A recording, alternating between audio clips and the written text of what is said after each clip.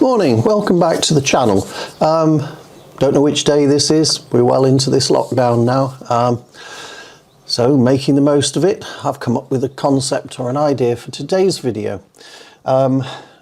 Basically, a couple of videos back I did one specifically on the subject of comparing my Sony A7R4 at 62 megapixels with the GFX50R, which I had last year for a period of time. And I took a picture of our local church and compared it to a picture I had from the GFX of the local church, and I tried to get them set up pretty much exactly the same so that I could compare the images one against the other. The lighting conditions were slightly different, but I don't think that really affected the image or the comparison. It wasn't a particularly scientific comparison, and I got several people do that as a result of me creating this video without explaining why. I personally was a little bit disappointed that my conclusion was the A7R4 actually didn't produce a better image than the GFX50R did. But it did produce, it appeared to produce a better image, and I'm wondering if I didn't do something right or got camera shake involved or just didn't set it up properly. So I'm going to wander back to the church on my sort of exercise this morning. It's only a few hundred yards from my house, and I'm going to set up again with the Sony, and I'm going to see if I can do anything different that will actually redeem it, because as I said, I kept the Sony and I got rid of the GFX, and I don't really want to feel I got that wrong. So I'm going to see if I can redeem the image quality on the Sony, and it was something I'd done wrong. And I'll get back to you when I get back with the image, and we'll screencast it and compare it as I did the other day. Anyway, let's get on with it and see what happens. Well, as you can see, I've come out to the churchyard. I've got the camera set up. It's set up here, the 24-70 on.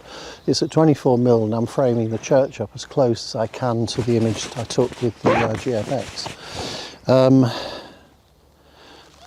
This is the image that I took with the GFX, so I'm using that as a reference to actually frame the other image up. I know the sky is slightly different, but it's overcast as it was in the original picture. So I've taken one shot, which is the 50 megapixel or 62 megapixel image, and I've just actually given it a 240 megapixel image to take as well with the 16 shift pattern mechanism. So we'll get back to the house and we'll have a look and see what we can deduce from it this time. I'll just spin you round as well so that you can see what it is I'm getting.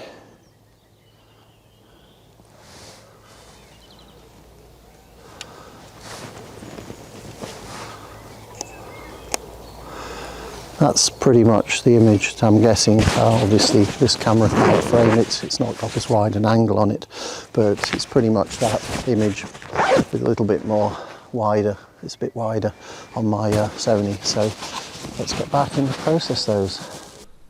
Well, here we are in Lightroom. I've got three images loaded up. The left hand one is the 50 megapixel GFX50R image.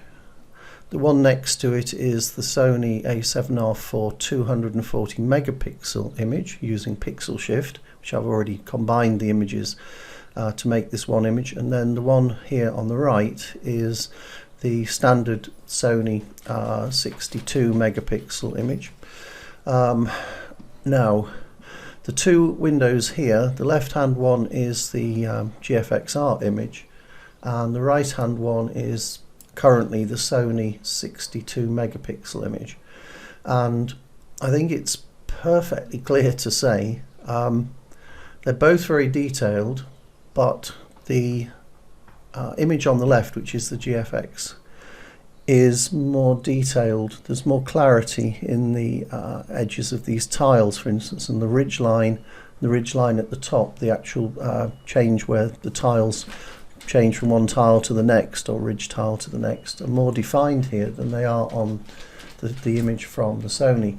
It could be that the Sony is a little bit soft, and perhaps I needed to have wound up the clarity a little bit on the Sony image to try and make it match that of the GFX. So let me just try that to see if it does. Yeah, I've just taken the clarity up a fair chunk, and The two images are pretty comparable, but I still think the GFX image has got a little bit more detail that the Sony image hasn't got. It's not a lot, but it is clear that the GFX, especially in this end wall of the chapel, this looks really very crisp and sharp, and this on its own looks perfectly fine. It's just that when you compare it to the one from the GFX here, it's clear the Sony one isn't quite up to the same level of detail. And I'm not even sure if I put any form of sharpening. Sharpening's off for all these images, by the way. So if I include a bit of sharpening on a Sony image, even only a relatively small amount, yes, it is starting to look very similar to the image from the GFX. Now, it could be that the processing software for the GFX image has done a little bit of this beforehand. I'm not sure. I didn't deliberately do it if I did it, but I think if we wind the sharpening up slightly on the Sony image, I think the two images could loosely be considered comparable in terms of amount of detail. So that's the, if you like, 50 to 62 megapixel comparison. And the next obvious one is to make the right hand image the 240 megapixel image, which is a bit unfair to compare it to the GFX's, but what I'm thinking is what I'll do is downsize this to 1 to 2, 2 to 1, 1 to 2. So 2 pixels on the picture, 1 pixel in reality, or is it the other way around? I can't remember. But essentially, as you can see, the sizes of these two images look pretty similar. So to be fair to the Sony image, I'm going to do the same processing, a little bit of clarity to it, not a lot in this case, and a little bit of detail brought in on sharpening. And I think looking at that again, it's difficult to tell completely, but I think they're pretty similar images, because what we're comparing here is a 240 megapixel image that's being downsized effectively because of the size I've shown it on the screen, to 1:1 size on the GFX, and I still think the GFX is pulling a bit more detail out even without me altering sharpening and contrast and clarity. I think it is performing better, but there isn't a lot in it. I'm just taking the texture up slightly on the Sony image, and again, they're very, very similar, very similar.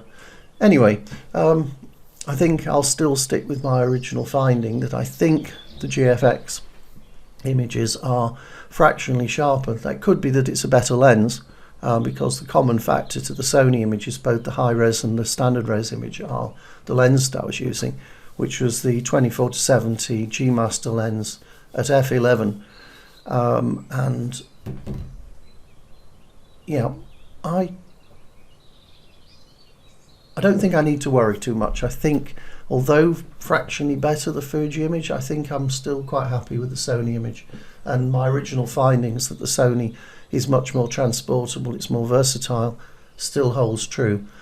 Anyway, sorry to bore you with more technically sort of comparison-y, detail-y stuff, but we're all doing nothing melts, so we might as well do something, and I quite enjoy putting these videos together. So thanks again for watching, and let's hope we can all get out and start taking pictures again properly, and going to places and just generally taking in the wonder of the nature that we have around us. Anyway, take care. Thank you very much for watching. If you like this video, please give it the thumbs up, and please also subscribe so that you get notified when I upload new videos.